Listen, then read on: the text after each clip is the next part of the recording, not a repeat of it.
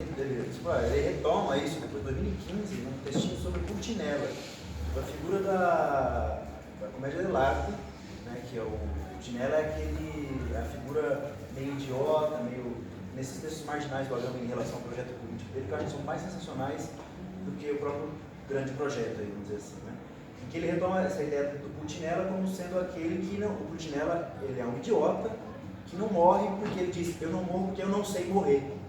E essa imagem do eu não sei morrer é muito interessante porque tem sempre essa ideia do naufrágio via fracasso. Ele não sabe nada, ele não entende uma piada, ele não consegue conversar. O Pulcinella ele é sempre esse, e com isso ele se transforma numa personagem cômica. E aí a figura do idiota. Exato. A figura do idiota. Exato. E aí aquele cara que completamente fora de quadro. Exato. E nesse sentido. É o homem sem qualidades. Exato. E o Agame vai dizer assim, bom, onde há o fracasso, aí também há uma linha de fuga. E ele vai dizer, todo paradigma da política contemporânea do século XX é um paradigma de embate. O paradigma que a gente talvez tenha que pensar seja um paradigma da linha de fuga, que é uma coisa muito deleuziana e tal. Mas eu acho que, por outro lado, também só para voltar um pouco nessa hipótese econômica, vamos dizer assim, né? Se a gente lê o Hayek, né? Se a gente pega e lê o Hayek, o caminho da servidão. porque todo o problema da guerra civil, tal como apontado pelo Tikkun, ou mesmo nos estágios do Agame, que são do mesmo ano, 2000, 2001, ou seja, os dois estão pensando, há um diálogo absolutamente efetivo acontecendo do Agame com o Tikkun.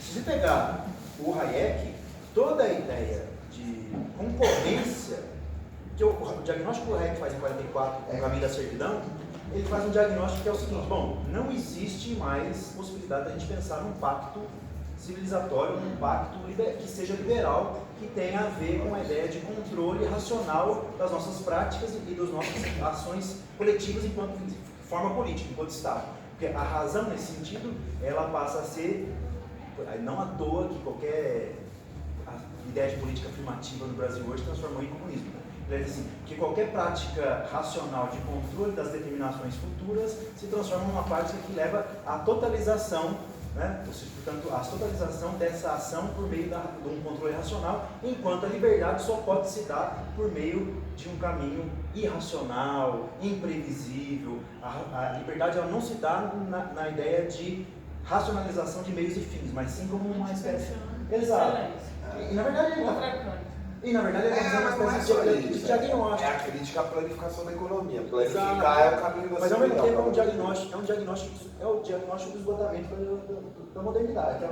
Mais ou menos o Adorno e o Horkheimer estão fazendo uma coisa bem parecida. Então você olha, a razão produziu um monstro que a gente está tendo que lidar agora. E mais ou menos o mesmo tipo de diagnóstico. Agora a saída que ele dá é o seguinte, ele diz assim, bom, a essa impossibilidade de fomentar qualquer tipo de prática pactual, não tem mais democracia. O Hayek não pensa em democracia liberal. Não. É outra coisa, cara. Ele vai dizer assim, não, o Estado ele tem que fazer, enquanto é necessária a sua figura, diz com todas as letras, que a ideia do Hayek é a ideia de uma ordem, ele vai dizer, uma ordem espontânea. A gente vai chegar no momento em que a economia vai gerir a ordenação na vida do mundo espontaneamente, ao cosmos, né? É uma coisa delirante. Enquanto isso não acontece plenamente, depois em 66 ele vai escrever... É uma versão inglesa do Von Mises. Mais ou menos, é o grupo, né? Enquanto ele chega na década de 60 ele vai escrever direito, legislação e liberdade, aí ele já começa a sentir, bom, não sei, né? Mas enquanto o Estado é necessário, o Estado tem que cumprir uma função, que é da segurança. O que é segurança? O Estado tem que ser minimalizado ao ponto de garantir segurança para o que acontece dentro do seu seio, ou seja, em seu seio, dentro dele, que é o quê? A concorrência infindável entre todos. Então, ou seja, o que ele está fazendo é uma espécie de internalizar essa dimensão daquilo que o Schmitt tinha falado, né? Vamos dizer assim, lá no Donos da Terra, né? Dizer assim, olha, a grande questão é que a gente tem o juiz público europeu e tal, que legitima a guerra, agora a questão é, isso a gente vai jogar para dentro da nossa própria ideia de Estado. A questão é, o Estado ele tem que ser minimamente, tem que dar minimamente condições de segurança para a concorrência, porque uma vez que há concorrência, há garantia de imprevisibilidade, e se há garantia de imprevisibilidade, há garantia de que a liberdade se sobressaia e vamos nos tornar mais livres. É uma loucura. Então, assim, o que o Hayek propõe é uma teoria da guerra civil sob o nome da concorrência. Então, assim, eu acho que isso... Exato, num sentido capitaneado pela ideia de economia. Então ele vai dizer, bom, eu acho que vale a pena ler o Hayek para além da leitura que o Foucault faz, porque o Foucault lê o Hayek de um jeito meio complicado ali. Mas se você pega ler o Hayek mesmo assim, você vê que o cara é maluco, assim, E outra, né? Aí tem toda essa onda de financiamento dos think tanks da literatura do Hayek vai chegar, sobretudo depois de 2001, o que a gente vê, e sobretudo depois de 2013, das primaveras árabes, sobretudo 2008, as primaveras árabes, no nosso caso 2013, a gente vai ver uma espécie de acolhimento do pensamento concorrencial como sendo a condição natural. Assim. E essa condição natural, tanto que a gente está vivendo um embate, né, se a gente pegar os exemplos contemporâneos aí de Bolsonaro e Ciro, os caras testando a febre, né? O cara sai com guarda-chuva lá, no Ministério da Educação, faz uma cena de pastelão ridículo, patético, para lançar, ou seja, e ainda tem, a gente tem essa dimensão da mentira, né? Assim, não parte mais, por exemplo, a ação comunicativa, tem o Habermas ainda falando coisa, mas pensar em ação comunicativa, ou seja, parte desse pressuposto de verdade, não tem mais nada disso. O que vale a gente testa atos de guerra. Então o cara vai lá com guarda-chuva e dá uma atacada. Ele fala assim, bom, vamos ver que efeito isso surte. A depender do efeito, ou seja, é a tática. A política se transformou guerrilheiro. Assim, e de ambas as partes, assim, no caso do brasileiro hoje com o Estado efetivo, vamos dizer assim. Ou miliciano, né? Melhor. É porque vai além do miliciano. Não, porque você já tem, tipo, segurança privada. Tipo, cadê o Leandro? Não quer private militaries contractors, por exemplo? Os caras tipo Blackwater. Sim. Eu acho que eles já ultrapassaram essa questão do Hayek. E é por isso que, assim, não é à toa que eu pensei no Classes. A gente tem que retomar precisa reinventar o que é a guerra pra gente, tipo, como povo que resiste. Para deixarmos de ser vítimas da guerra. Por exemplo, É um pouco isso, acho que você falou bem, é um pouco essa minha interpretação. No fundo, a coisa está aí. Quer dizer, eu acho que em Foucault, eu acho que o texto que é verdade, é devastador para entender a questão da guerra é a sociedade punitiva. Sim. Ele inclusive retoma a noção de guerra civil. Que vai trabalhar também com a noção de guerra civil. E aí, enfim, o Leandro conhece bem que a gente tem discutido isso junto, que é um pouco assim, de Meóclise, né? Aí ele vai falar abertamente, dialogando diretamente com Foucault, mas numa linguagem mais frankfurtiana, né? Uma linguagem mais marxista. Mas enfim, gestão da ordem é guerra. Né? Ele fala isso abertamente, sem ouvir né? Agora é guerra, quer dizer, guerra social. Você tem que subjugar os outros. Né? Então, do que estamos falando? Então, a discussão está posta. Né? Então, nós do que estamos falando? Por isso que eu acho, né? Entendeu? A gente está num terreno meio minado. Né? Mas eu acho ele muito... Seja porque a gente tem linhagem nobilésima para discutir, que é uma Gandhi, que é uma Foucault, que é óbvio, acho que tem tudo claro. Tudo bom, claro. Tente, né? Enfim, acho que é com eles todos que a gente está dialogando, mas a conversa está rolando. E não só o Proudhon. Proudhon, tem uma guerra mesmo. E não só o Proudhon, uma tradição socialista muito interessante. Eu não sei porque eu tive acho que por causa de sociedade punitiva, eu tive um surto de retomar umas coisas do Vigiar e Punir. E uma das melhores passagens é o La Falange, que é o jornal revista, que diz assim, bandido é a burguesia, entendeu? Eles são os ladrões, tipo, eles são os bandidos. E o que eu acho que, assim, para nossa conversa, o que tem que ser retomado eu acho que nós fomos seduzidos pela democracia, mais amplamente, sabe?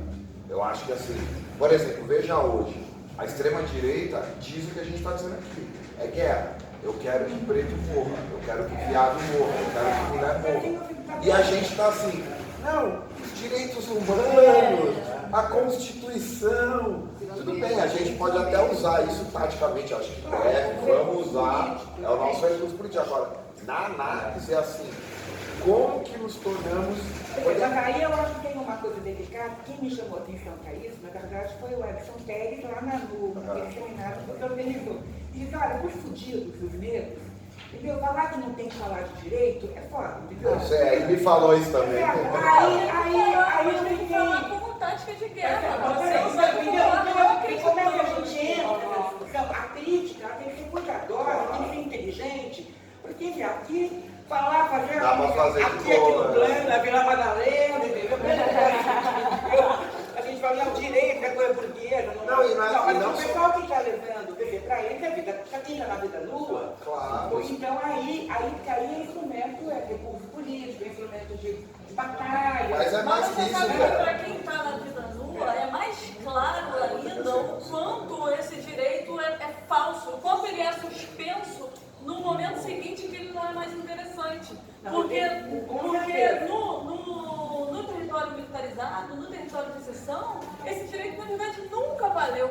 Né? Então, é até por isso que quando a gente fala assim, a esquerda hoje não consegue dialogar com o povo. Não consegue dialogar porque vem com esse discurso institucionalista que as pessoas sabem que é espetáculo, que sempre foi espetáculo. Que talvez nos privilegiados esteja aparecendo como espetáculo só agora, mas que para eles sempre foi espetáculo. Agora, o grande problema, eu tive uma discussão com o pessoal da frente anticarcerária. Eu tenho uma questão que a gente vai ter que responder. Aí é uma outra discussão, entendeu? Não, mas eu acho que essa discussão... Agora, na hora que isso vira, vamos dizer, a violência vira forma de governo, qual é que isso vira que o modo filipino de governar, entendeu? O que isso muda? Não é verdade que não tem diferença, entendeu? A gente vai ter que explicar isso, entendeu? Deixa eu falar. A violência sempre foi uma... Não, claro, entendeu? Mas eu acho que... Aliás, é disso que você qual fala é o aqui, fundamento que a gente tem agora? eu não tenho a menor solução para essa coisa que eu não tenho há muito tempo. Mas tem um deslocamento nesse momento que a gente vai ter que saber qualificar, até para saber de guerra nós estamos falando. Não, eu diria que até... não é mais do mesmo, eu acho que tem eu diria até porque, quando eu trouxe a imagem dos meninos que eu encontrei lá em Suzano, os caras estão sempre... O que eu quis dizer foi menos a especificidade de uma situação curiosa, e mais assim, está existindo um recrutamento. Eles estão sendo recrutados.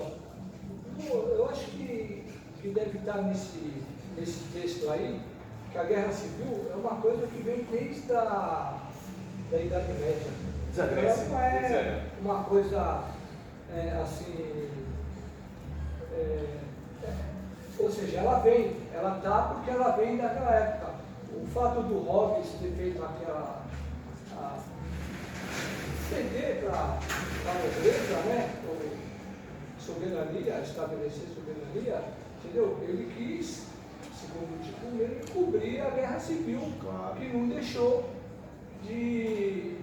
Ela está aqui, entendeu? Mas como ela está aqui? Ela não está no civil, como ela fala assim, na dualidade, na representação. O civil dela é justamente aquele momento em que você, a sua forma de vida, ela inclina para o outro, entendeu? E você, nessa inclinação, você estabelece a comunidade. Você percebe? Então, nesse momento, certo? É que daí você vai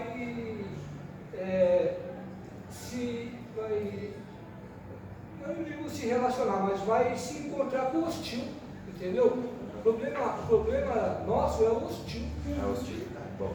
Entendeu? O fato de ser entrado no cachorro. Então, o hostil ele não é necessário. Ele pode estar. O Bloom, né? O Bloom, eu não sei se o Bloom é hostil, você está entendendo? Não, ele não é hostil. Ele não é hostil porque ele está preso dentro dele, você está entendendo? No meu modo, eu ainda não tenho claro isso, mas para mim o Bloom é um niilista, né? Isso. Seria um niilista, né? Então, eu acho que o problema nosso é estabelecer a comunidade. É muito legal, aproveitando, você falou do niilismo, né? Os livros são abertos uma revista é aberta com a minha antiga de Leão, natificar o nada. Então, ou seja, a ideia é, a nossa aposta é uma aposta no niilismo radical. O niilismo do niilismo. O niilismo o niilismo nesse sentido, como abrindo Exato. possibilidade para que a presença... Esse lance da presença aí, para mim, é muito... muito raiva, né? Não, Ai, gente, eu queria dizer isso. a gente Aproveitei a deixa. A gente nunca foi ensinado, nunca foi da importância. A gente está sempre presente, né? A presença, esse é um outro. Tem a ver com o amigo, né? Você está dizendo que o lance da inclinação da comunidade é o amigo. O hostil, para mim, o hostil sempre foi uma coisa a ser enfrentada, entendeu? O hostil é totalmente outro da sua forma de vida. O hostil, inclusive, não é sequer passível de ser compreendido por você, porque ele não fala a sua língua. Entendeu? É diferente do inimigo. O inimigo você ainda pode discutir, a gente pode debater, entendeu? O inimigo, para mim, é o social-democrata, entendeu? O hostil é aquele com quem a gente tem que conversar, porque ele vai dizer que a terra é plana. E como é que eu vou conversar com uma pessoa que diz que a terra é plana? Mas não é. Não tem mais argumento, a linguagem acabou. Entendeu? Esse é o hostil. Nossa, Dali Wittgenstein. A gente fez também, gente, antes de acabar mesmo. Então a gente falou das influências óbvias, a Agamben, Heidegger, mas esse texto é muito wittgensteiniano. Você vai defender. Eu gosto de Wittgenstein também, o Peter Wittgenstein é meu autor de tese, mora no meu coração. Eu adoro. Já que é a gente falar, tem uma crítica absolutamente injusta que é feita nesse livro, que é a crítica que eles fazem ao Derrida.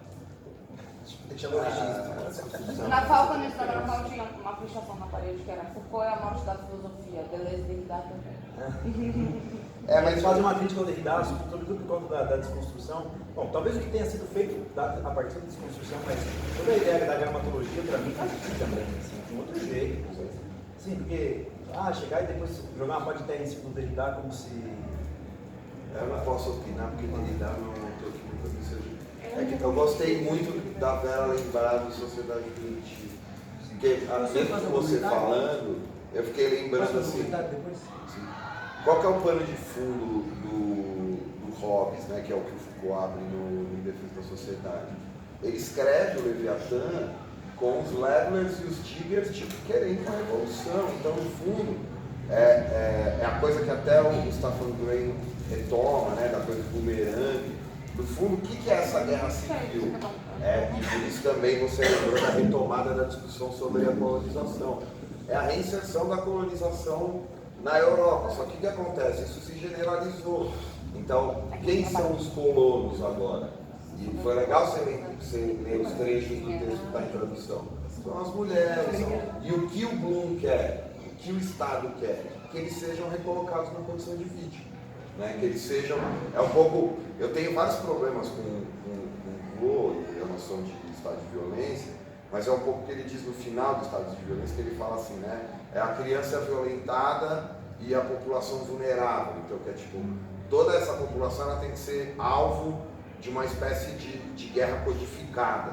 E que talvez o que as lutas sociais devam tomar, pelo menos na minha leitura, é assim, é uma certa tradição socialista da derrota, a Comuna de Paris, a Revolução Espanhola, quer dizer, como que as grandes derrotas, no fundo, foram as nossas grandes vitórias nessa história de luta, né? Porque o que a Comuna fez, qual foi a reação à Comuna? Foi praticamente a disciplinarização das lutas sociais. Foi daí que o partido deixou de ser a parte que toma de uma sociedade e virou uma instituição, que o sindicato deixou de ser a associação dos trabalhadores e virou uma espécie de local de reivindicação. Por isso que eu gosto da crítica do tipo 1 ao movimento de globalização, mas eu discordo levemente de uma coisa. Assim. Eu acho que Porto Alegre é o Seattle, entendeu? Porto Alegre foi onde tentaram domesticar, eu até brinco.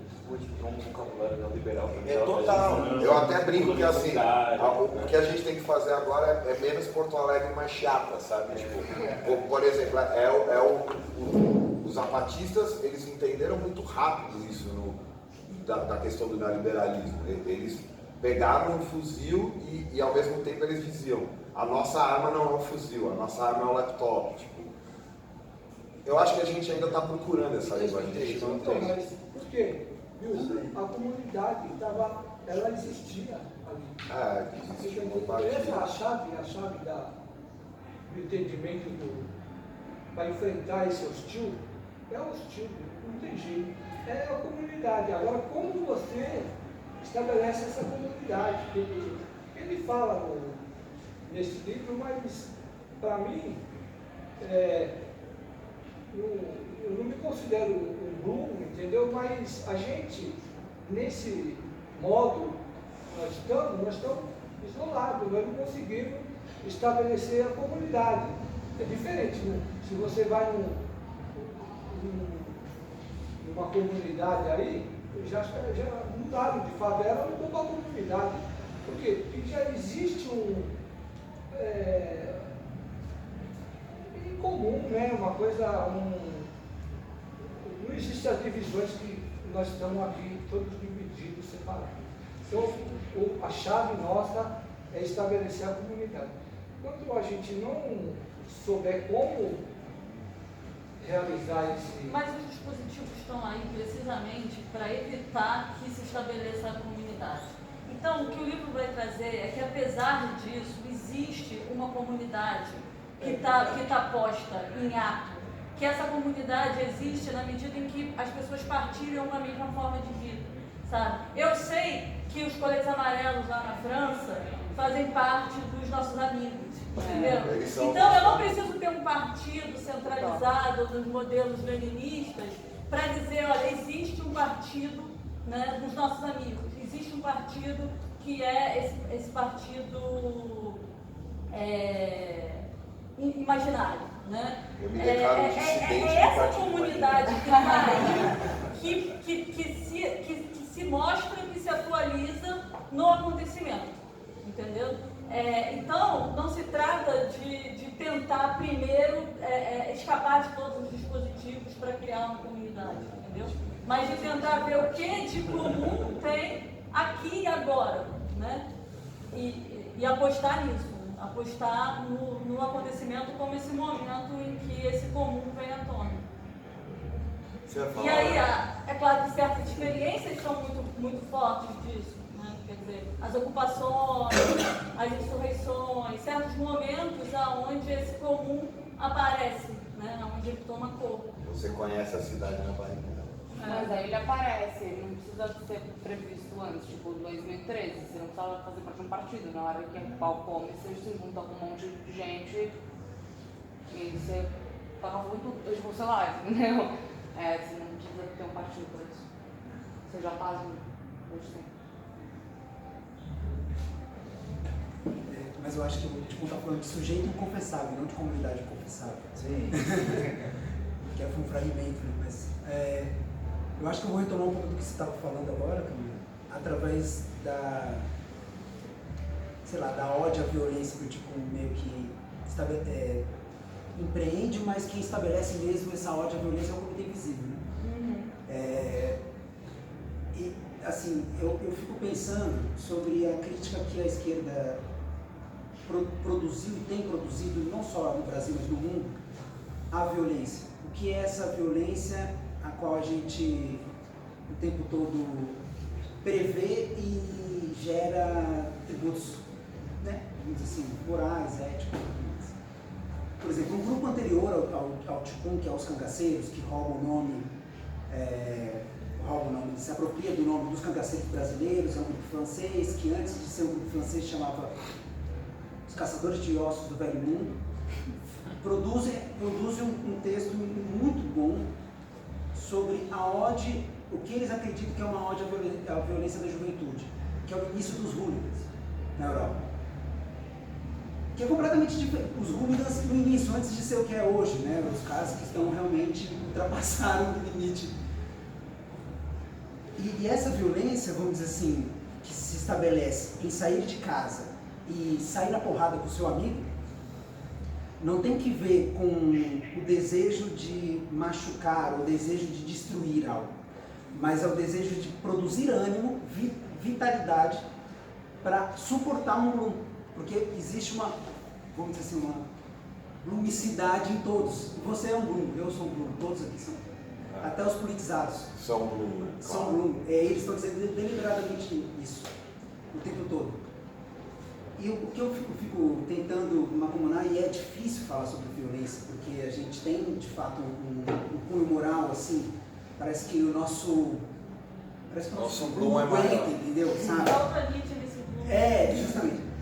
Eu acho que falta Nietzsche nisso tudo. É isso mesmo. E eu tento acreditar que o que eles, principalmente no texto Introdução à Guerra Civil, eles estão tentando refundar um significado de violência. Sabe? Também é. E essa refundação poderia se dar num nome completamente diferente. Poderia se chamar capitalismo civil ou guerra infinita. Sabe?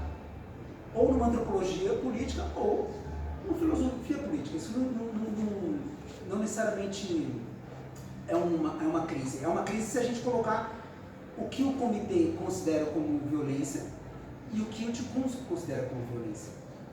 Não sei se eu estou sendo claro, mas é também porque eu tenho uma leitura mais geral dos textos.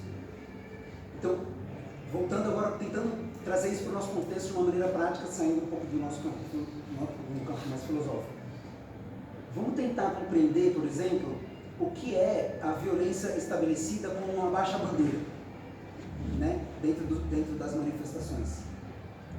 Entre os anarquistas, os autonomistas e a esquerda mais tradicional, que foi completamente apoiada pelos nossos amigos conservadores que tomaram tomaram pelas mãos as manifestações de 2013. E não só de 2013, 2014, 2015, 2016 e foi por aí afora. Essas pessoas, esses grupos que têm algo em comum também, eles souberam, de algum modo, compreender que existe uma linguagem violenta da juventude, por exemplo, com secundaristas ao negarem a representação, né, que poderia ser muito bem cooptada, porque a linguagem, existe uma sectariedade na linguagem, quando se produz algo, vamos dizer assim, que tem o que é comum, ele se torna comum para poucos. Não porque é ruim, mas é porque é importante que você tenha uma linguagem própria, que não é a nossa linguagem fragmentada aqui onde todo mundo vai para casa. É uma linguagem que vai se produzir no momento da vitalidade da violência, sabe? Tipo, de estar dentro da escola usando drogas e ao mesmo tempo brigando com a polícia, ou estar na rua, ao invés de você estar caminhando uma passeada inteira com um trajeto dado, você parando de quarteirão em quarteirão com um ser humano aparecendo o tempo todo, estabelecendo uma democracia altamente radical para onde vai, mesmo que a polícia estivesse dizendo não, ou seja, está indo ao encontro da violência, aquilo que o Ziza diz assim, o deserto dentro do deserto do real, né? Onde o jovem vai ao encontro da violência. Essa violência, para mim, é essa violência que eles estão querendo refundar, o significado. Essa violência que funda a maneira de fazer política. E esse é o como e não o que fazer. Eu acho que é só uma reflexão que eu fiquei muito pensando sobre isso e quis propor só. Não, isso passa um pouco pelo medo do ingovernável. Sim. Que, por exemplo, o Agamben vai dizer, o ingovernável é o início e o fim da política. Né? E eu acho que o que o 2013 trouxe, que pelo menos o setor mais amplo da esquerda não soube entender, foi essa potência do ingovernável. Ele tentou, né, cidadãos voltem para casa. É isso. A máxima foi essa, voltem para casa. Tem uma ameaça fascista, porque inclusive isso a gente discutiu também outro dia, né? Como que hoje também está instrumentalizada essa ideia da ameaça fascista, quer dizer, se recusa a discutir todo elemento altamente autoritário. O Agamben diz isso no comentário dele no pós-fácil, ele fala, olha, desculpa, as legislações de hoje são muito piores que a legislação da Itália fascista, elas são muito mais... não sei se violenta seria a palavra, mas assim, elas impõem e controlam muito mais. O nível de controle de vigilância é muito maior. E aí a gente fica sempre assim, olha, então, vamos lá, porque agora é o pior do pior. Então, sei lá, vamos votar no Haddad para impedir. Não, fica meio caricato, mas no fundo, assim, existe foi outra discussão que também a partir lá da mesa eu tive com o Edson, assim. Eu não acho que a governamentalidade se esgotou, sabe? Eu acho que o projeto, né, de globalização entrou em estado de putrefação em 2008, tipo, mas no fundo a gente está numa espécie de funeral bororo, sabe? Os bororos, sabe como? Os bororos, quando alguém morria, tipo, eles faziam uma cova rasa no meio do centro da tribo e o corpo ficava ali apodrecendo. Enquanto isso, quem mais sentia falta daquele morto, ficava se rasgando, acho que foi o Darcy Ribeiro que gravou isso, ficava se rasgando com um dente de piranha. E eu tenho a impressão que não só o Brasil, o mundo inteiro está assim, tem um cadáver no meio, apodrecendo, que é a representação, o capitalismo, os partidos, e a gente está aqui assim, tipo, se rasgando, mas em geral, veja como, por exemplo, a primeira reação aos indignados foi uma renovação partidária da esquerda, que se mostrou impotente, né? Foi tão rápido na Espanha que o PSOE acabou de ganhar as eleições e o Podemos foi para o final. E aí talvez seja otimismo meu, eu acho que também essa onda de extrema-direita não vai se sustentar. Eu acho que ela não vai conseguir também resolver esse dilema da representação que a Camila falou aqui. Eu só colocaria um pequeno senão no que você falou sobre a violência. Por exemplo, os hooligans na Europa, eles estão muito próximos do movimento Antifa, né? Há todo um hooliganismo Antifa. E as meninas, em especial, as fantifas, que são as feministas antifas, elas vão dizer que essa coisa de sair com o seu camarada para brigar, e talvez uma leitura mal feita do Nietzsche, pode virar uma coisa que, por exemplo, já tem. Outro dia eu vi uma coluna do Intercept da Rosana Pedro Machado, que era um cara que se diz anarcofascista. Olha isso. Que ele reivindica uma posição assim de que nós temos que voltar a ser guerreiros e as mulheres têm que voltar para o oikos e serem os nossos troféus da guerra.